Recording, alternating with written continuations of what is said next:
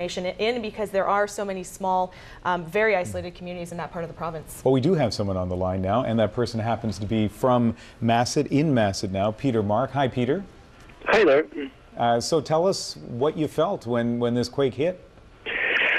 Well, it was a little bit strange, actually. It started off with just a small rumble. You could actually hear it first, and then things started to shake a little, and then things started shaking a lot.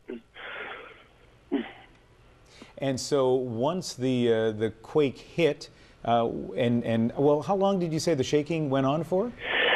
I would have to guess and say it'd be very close to a minute.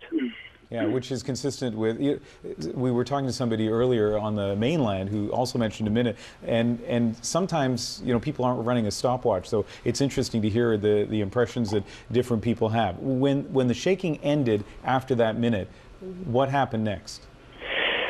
Well, I was pretty glad it ended, actually. You just don't know when it starts, right? You don't know if it's going to get worse, if it's going to get better, how long it's going to go on for.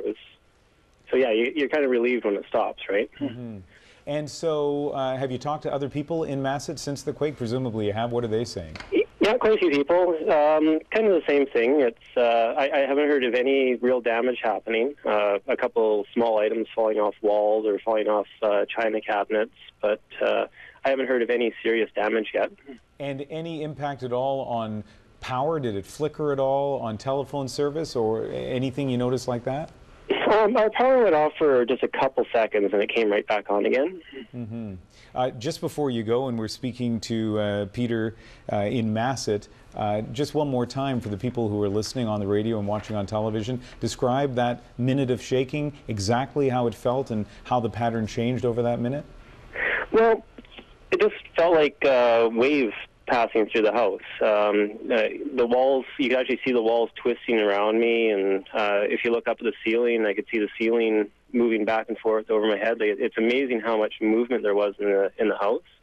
All I can say is thank God for wood frames. Like I say, it's amazing how much movement there was in the house, and I can't see any sign of damage. Mm-hmm. All right, Peter Mark, thank you very much for that first-hand account of the impact of the earthquake on Masset, on Haida Gwaii. Thanks. Thanks. Let's bring in Dan Burritt again. He has been watching many developments on this story for us. Dan? Well, the latest we've got in terms of the warning itself, we've had some reports, and in fact, Twitter has been an excellent source for this. We've just had the update now that the tsunami warning has been issued for Hawaii. You can imagine what a space that is between, in fact, Hawaii, right in, at least in the lower third part of the Pacific Ocean. And now we've got, with that quake, the power of that quake, that warning being issued there. We've also heard reports, and I'm just literally looking on my phone right now, we've also had warnings that are being downgraded in some areas. Again, people still want to take extreme precautions, and this seemed to be the message that we heard from the Provincial Emergency Program. If you're in a low-lying area, you want to be able to get away from the water. If you have a boat, best to leave it. Don't be on that boat. Again, a lot of changes right now. We should also mention the scale of some of these warnings. Some of these are just tsunami informations. It usually goes up to an advisory, and then we get a warning itself, which is what we had earlier tonight. Ian and Renee. But again, all of that latest warning has come all the way to Hawaii, so you can imagine the impact of what we've seen from that. We've also heard reports that there have been small, up to 44-centimeter waves in some areas of the coast. No confirmation, at least from the provincial government on that front. But we are expecting to hear from Justice Minister Shirley Bond fairly shortly. They're setting up a conference call. We'll have all those details for you as soon as we can. Ian. All right, Dan, thank you very much. And again, just to update you on the situation, 7.7 magnitude quake struck in Haida Gwaii just after 8 o'clock today, 199 kilometers southwest of Prince Rupert, and a tsunami warning is in effect right now from Alaska to Washington State in BC, and as we were just hearing from Dan, all the way to Hawaii. So that's another expansion of that. And we have been hearing from people throughout this hour here who felt that describing it as something, a rolling motion, lasted about a minute, that initial quake. And again, so what we know, many places have been, they've been working on some evacuations, particularly in Tofino and Prince Rupert. Mm-hmm. Those low-lying coastal areas, those are the areas where there is some concern. They want to be safe, better safe than sorry for any tsunami issues. But as we heard earlier, this type of earthquake not normally a huge tsunami threat. Yeah, John Cassidy, a seismologist, very highly respected seismologist with the federal government, telling us probably about 15 minutes ago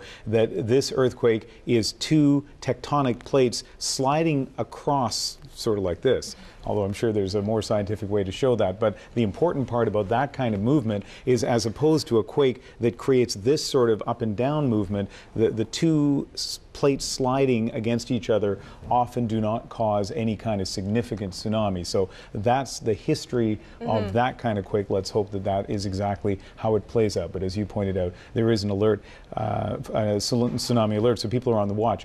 Another interesting thing is we heard from Peter Mark on Masset, and he was saying, thank goodness for wooden houses. Yeah. You'll remember the Kobe earthquake in Japan, I believe it was in 1995. And I remember talking to some people with BC Lumber, an organization called Kofi, and there were wooden houses built to Canadian specs in Kobe, an entire block of them that appeared to be completely unscathed by that terrible, deadly, devastating earthquake. And coming out of that, a lot of people in that town were impressed, first of all, by wood structures, but also by the A-frame kind of building that we have, that we're kind of familiar with here in Canada. And there was a lot of talk about that after the last Japanese earthquake as well, when it comes to the wood frame Canadian-built sort of houses and how they're able to withstand, you know, quite well in the earthquake. But, you know, we can't pretend that this wasn't scary for some people. You know, I took a call from a gentleman not long after the quake, very concerned. He had an elderly mother who was in tears. Her friend had fallen with the quake. So, you know, while we're not hearing a lot of things when it comes to actual, you know, houses being torn down, this is still something that is, I'm assuming, very frightening for some people.